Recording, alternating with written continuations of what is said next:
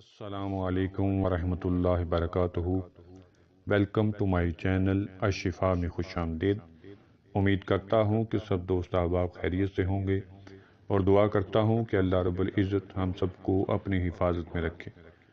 دوستو، آج کا نسخہ ان بہن بھائیوں کے لیے ہے جن کو کسی بھی قسم کا آنکھوں کا مرض ہے، آنکھوں سے پانی بہتا ہو، آنکھوں میں جلن ہوتی ہو یا آنکھوں میں سوزش ہو یا آنکھوں میں سرخی آ جائے یا الرجی آ جائے، تو یہ نسخہ استعمال کرنے سے انشاءاللہ یہ سارے امراض دور ہو جائیں گے۔ تو آپ نے اس نسخے کو کیسے تیار کرنا ہے؟ 1 تولہ ہلدی باریک پیس کر تھوڑے سے مکھن میں شامل کر لینی ہے اور اسے اچھی طرح حل کر کے روئی کا 2 پھائے اس میں لگائیں، پھر ان کو دونوں آنکھوں پر رکھ دیں۔